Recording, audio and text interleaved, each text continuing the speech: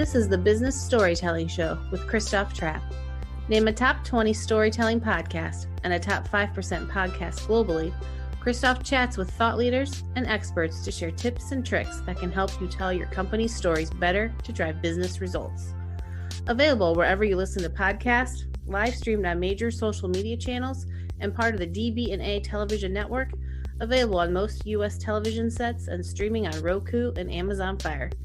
Here's Christoph with today's episode. Let's go.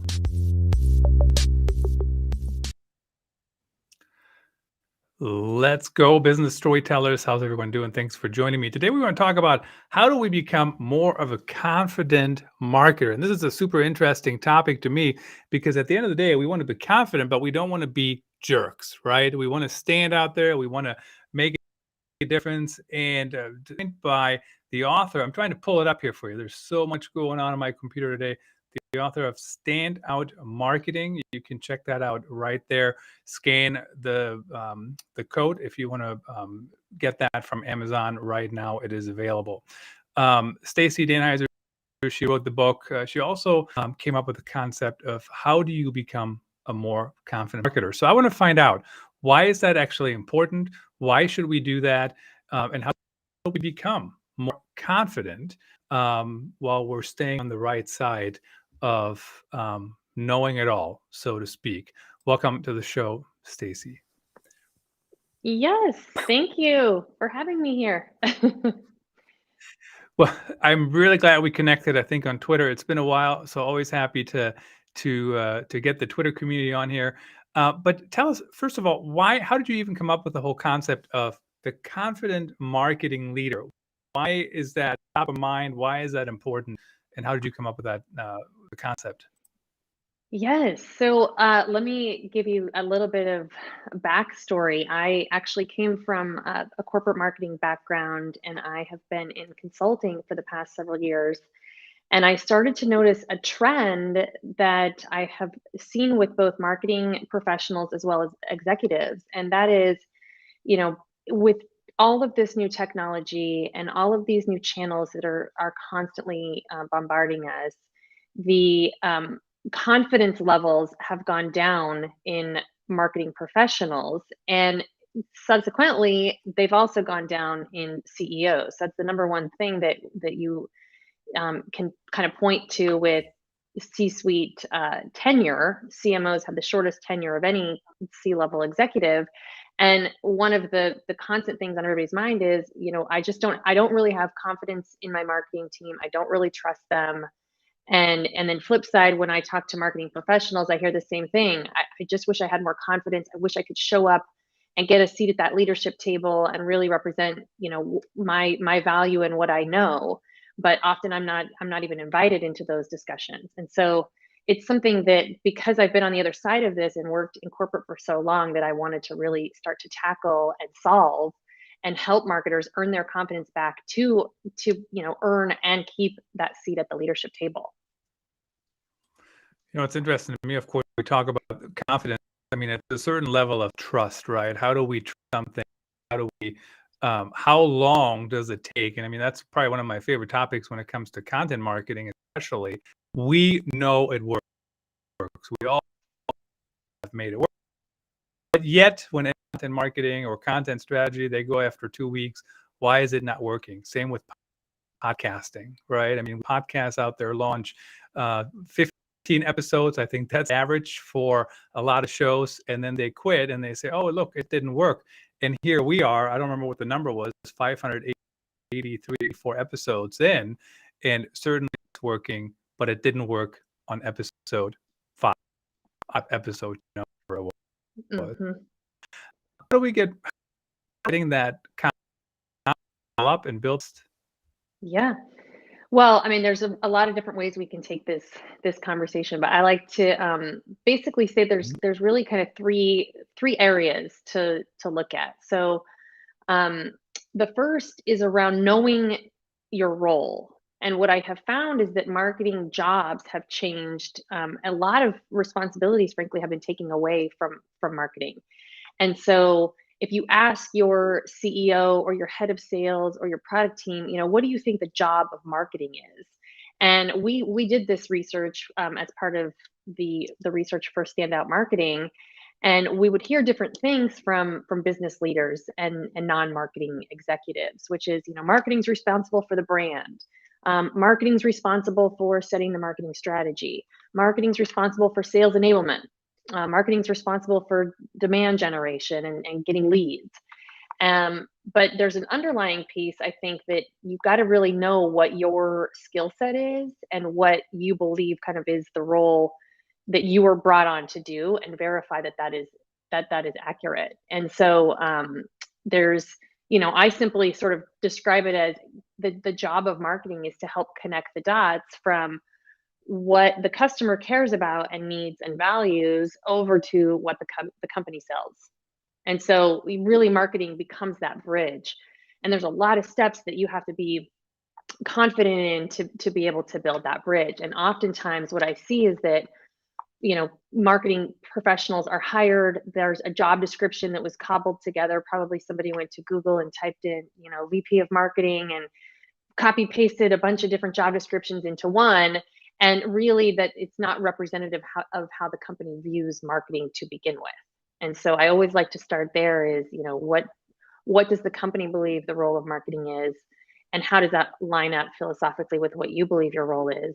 And so that you can kind of be on the same playing field right out of the gate. And I think that's just a unique situation for marketers in particular that you don't really find with other professionals. So What's that's interesting to me step too is, one. We can move. Yeah. Yeah. Go ahead. let's go to step 2 in a second. I didn't realize there was more steps. I should have, but let's get to step 2 in a second here. The one thing I do want to mention really quickly, when I just heard you mention that, voxpubme.com, my day job, check that out. Try video research today. And basically what I heard you say is, and this I think is what makes it more complicated, right?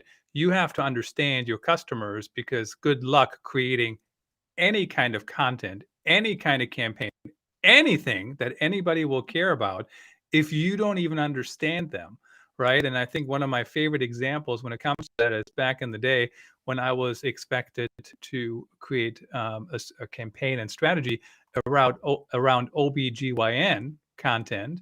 Well, guess what? I don't have any experience in that topic at all, other than looking from the outside in, so to speak.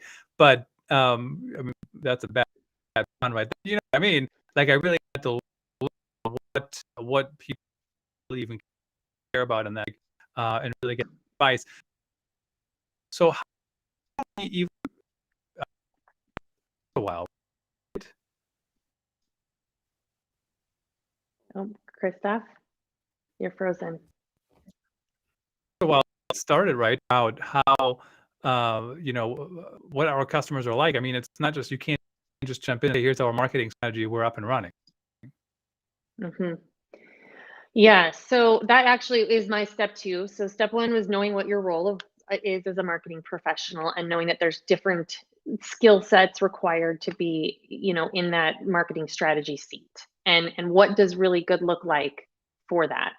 The second piece is what I call knowing your customer, and that's what you're talking about. So I think the challenge with this one in particular is that marketers are hired and they're expected to be an expert in the customer. And unless you've grown up in the industry, or you're married to somebody who's in the industry, or you read that industry for fun, chances are there's going to be a learning curve to understand what's happening. And so marketers really here, how do you gain confidence in knowing your customer? And it's about starting small, doing research and learning about what's happening in your company's industry, reading about what's happening in your customers' industries, and then gaining enough perspective to then go start formulating some of your own hypotheses or questions. And so, I've personally gone into companies where they'll bring me in to do customer research. And that's a great way for marketing to spearhead and lead that initiative, because they can gain credibility internally and alignment by saying, we think we have a general idea of what our customers want, but we're going to actually stage some formal research and invest in that, because we want to validate whether or not our assumptions are correct. So that's one way to do it, is to budget for formal research. Often I see a lot of advice on LinkedIn, for example, that says, just go talk to customers. And I don't really advise that unless you are a skilled interviewer, because there is a skill set required to gain insights and ask the right questions of your customers. And so this is something you can learn for sure. There's different training courses, and I can make a few recommendations on how to do that. But it's not something you're probably going to get access to a whole suite of customers to start interviewing them on day one of your job. You really have to start demonstrating some knowledge of the industry and your competitors and just what's happening sort of in that big picture landscape before you will get the introduction into to talking directly with customers. So the other ways I think for marketers, easily, of course, there's Google searching, there's associations and analyst firms that are specific to each industry, but also joining communities. And you can have some more off the cuff dialogue and get opinions and see what questions people are asking.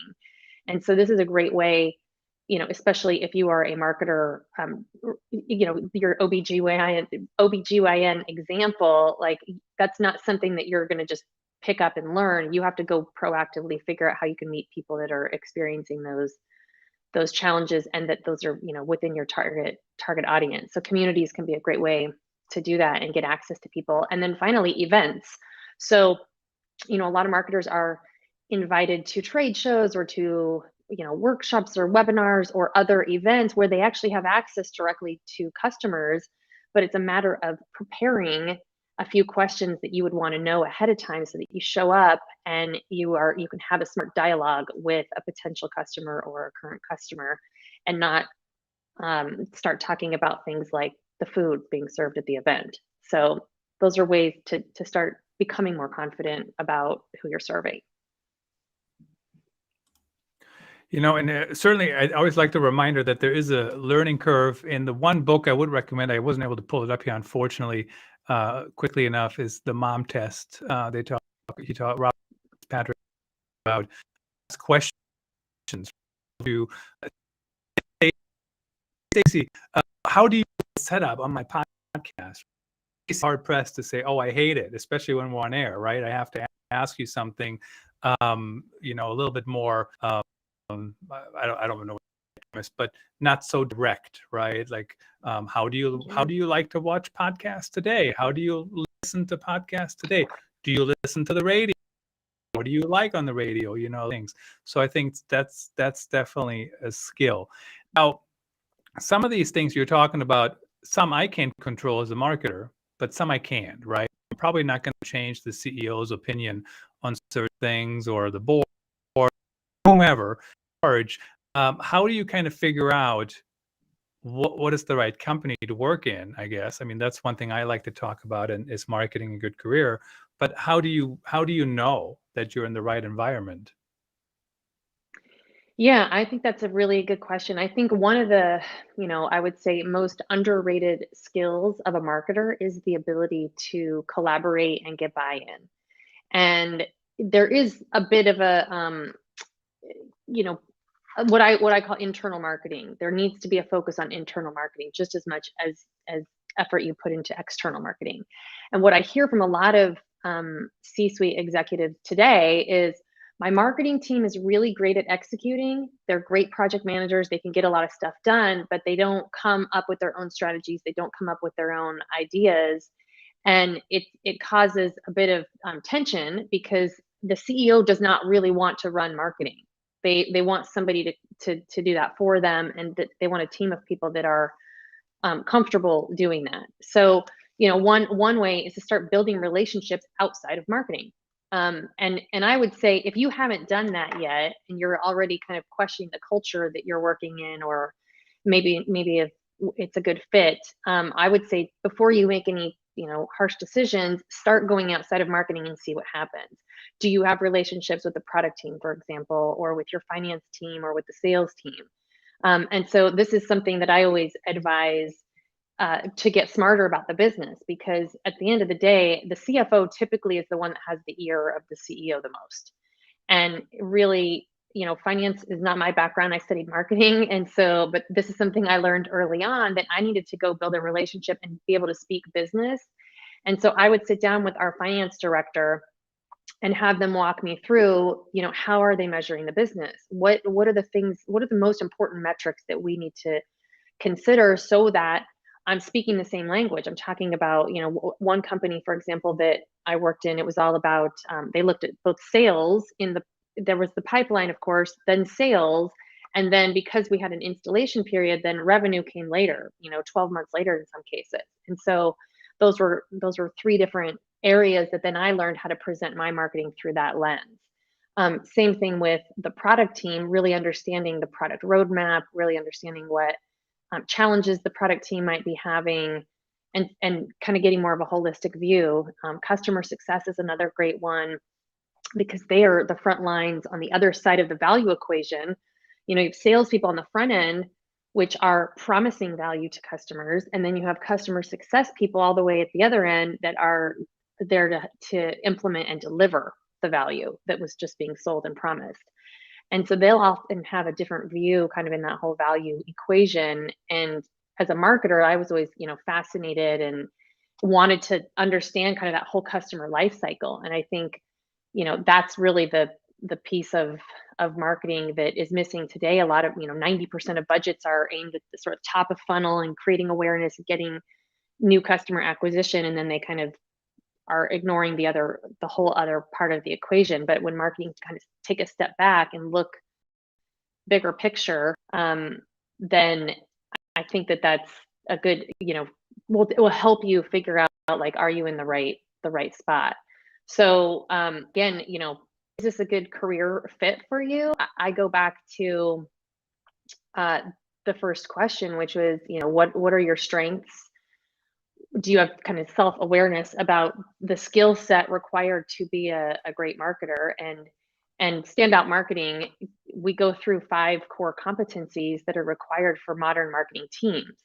Now, we say teams because it's very unlikely that one person has all 5 of these competencies. So if you're a marketing team of 1, what does that mean? That means that you need to know what your area of expertise and your superpower is, but then you are going to be bringing in freelancers or agencies or outsource, help for the other pieces of the puzzle, so that you can round out that marketing engine, because that really is the expectation from the C-suite.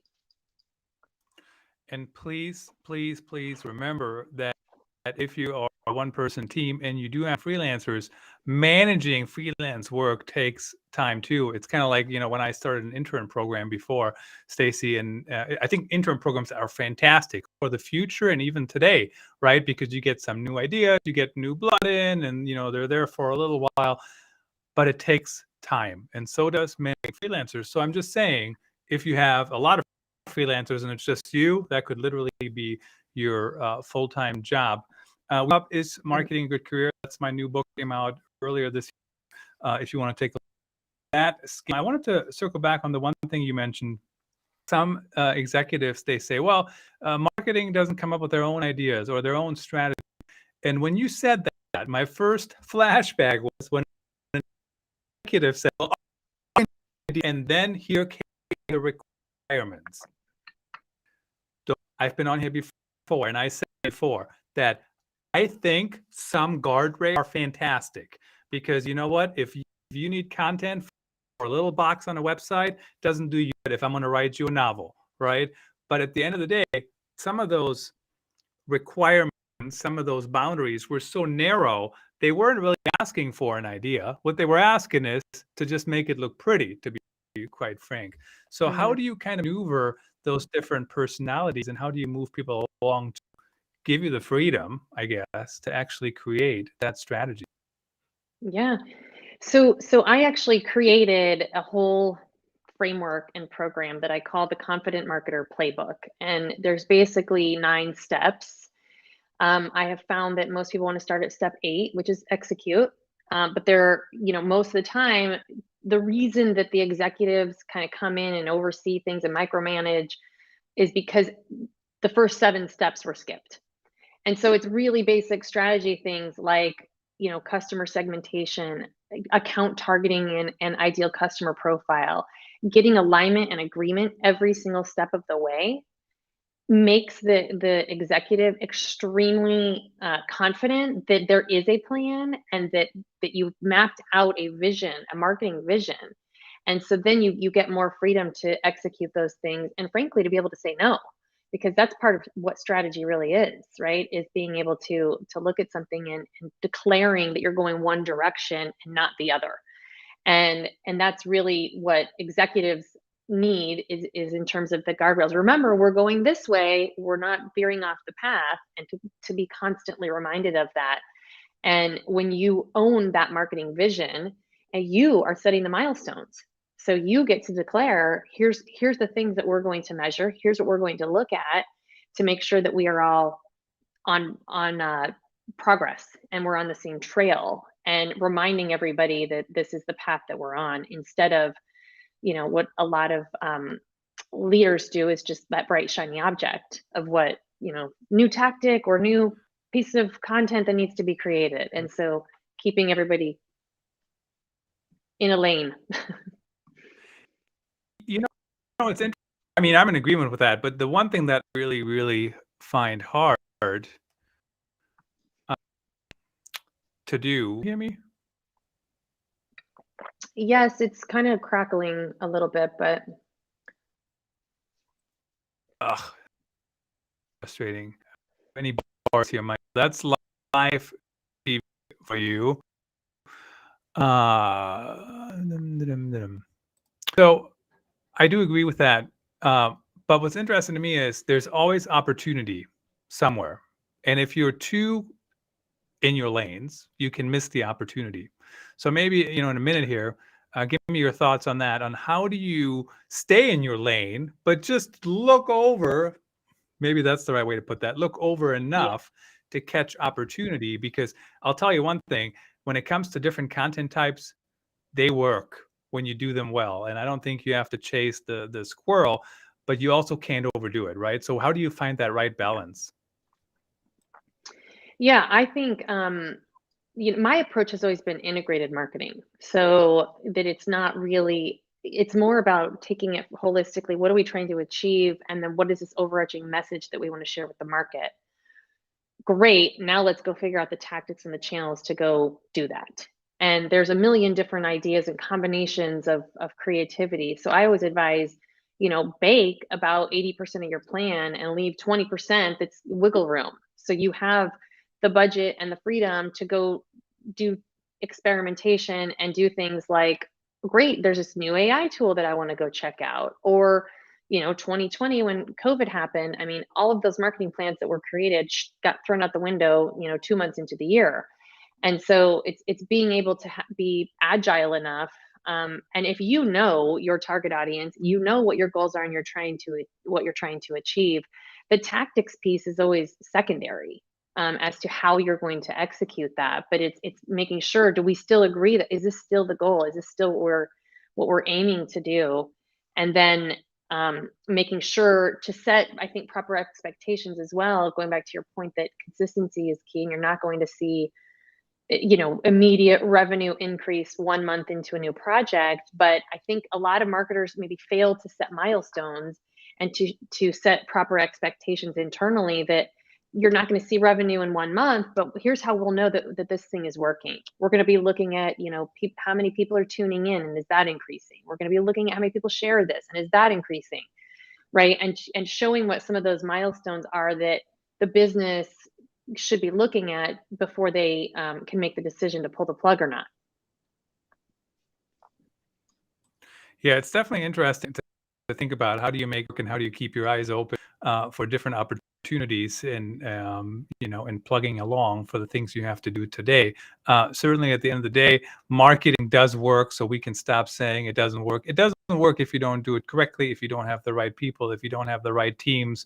There's plenty of reasons why it might not work, but it's not because marketing in general doesn't work. Stacey, really appreciate you coming on the show. In the last 45 seconds or so, tell us, who should reach out to you? Who do you with? Who's your perfect client? And that. Yes. So I work with B2B marketing leaders who want to take their career to the next level, or who are frustrated with their current situation and want to, earn and keep a seat at that leadership table. So I'm very active on LinkedIn, so please connect with me there. I've also created a free scorecard called the Confident Marketer Scorecard that's on my website that you can take, that helps to just start illuminate some of the areas that are strengths for you and where you might have gaps and opportunities as to where to focus to take this to the next level. And it's based on years of working with Fortune 500 companies, and I primarily work with B2B scaling organizations today to bring that sophistication of marketing, and how to stop what I call the random acts of marketing and be more strategic. So if that sounds interesting and you want to get out of that order taking mode and hair on fire marketing, then that's really the ideal client and situation that I work in.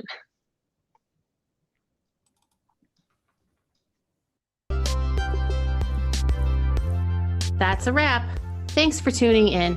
Please rate and review our show on your favorite podcast channels. And don't forget to share this episode with your networks. We appreciate you. Until next time, let the best story